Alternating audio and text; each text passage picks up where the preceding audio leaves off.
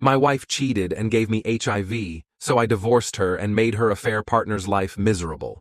Hello Reddit I+ here. You ever have your whole world come crashing down in an instant? That's what happened to me 3 years ago. I was married to my wife, Ellie, for 6 years.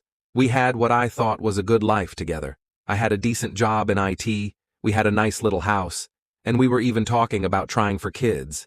I trusted her completely. But then, out of nowhere, I got sick. Not just your average flu or cold, but really sick. Night sweats, fatigue, weight loss. It scared the hell out of me. After weeks of tests, the doctor delivered news that felt like a death sentence. I was HIV positive. The first thing I felt was shock, then disbelief, then anger. I've always been faithful, and I knew my wife had to be the source. When I confronted her, she broke down crying and admitted she'd been cheating on me with some guy from her office. We'll call him Mark. She tried to downplay it, calling it a mistake, but the damage was done. I packed my things that night and moved out. Divorce papers were filed within the week, and I went no contact with her. But that wasn't enough for me. Ellie's betrayal had destroyed my trust, my health, and my sense of self-worth. I wasn't going to let her and her affair partner walk away unscathed. I started digging. I'm in IT, so finding information is second nature to me.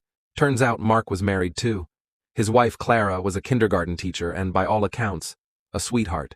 She didn't deserve what was happening any more than I did, so I reached out to her. I know, it sounds messy, but she had a right to know the truth.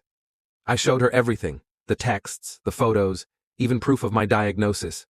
Clara was devastated, but grateful I told her. Here's where things get interesting. Clara and I decided to team up.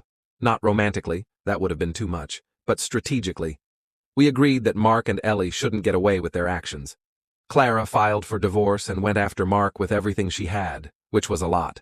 Mark's finances were a mess, and losing Clara meant he lost their house and a huge chunk of his income to alimony.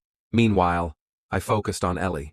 During the divorce proceedings, I made sure every detail of her infidelity and its consequences was documented. The court took one look at the evidence and awarded me a significant portion of our shared assets. Ellie fought it, but the judge wasn't sympathetic. But I didn't stop there. I wanted Mark to feel the weight of what he'd done too. Remember that job of his? I found out he'd been using company resources to carry on his affair.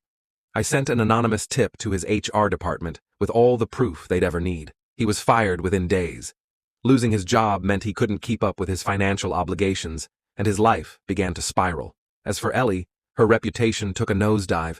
The story of her betrayal spread through our small town like wildfire. She'd always been the type to care about appearances, and watching her become the subject of gossip was a small, petty victory for me. She moved away a few months later, and last I heard, she's living in some rundown apartment, struggling to make ends meet. Now, I'll be honest with you. None of this undid the damage she and Mark caused. I still have to live with HIV, and I've had to work through a lot of emotional baggage. Therapy helped, and so did reconnecting with friends and family who stood by me. But here's the twist. Clara and I stayed in touch, and over time, our shared experiences turned into something more. We started dating about a year after our divorces were finalized. It wasn't a rebound. It was something real, built on mutual respect and understanding.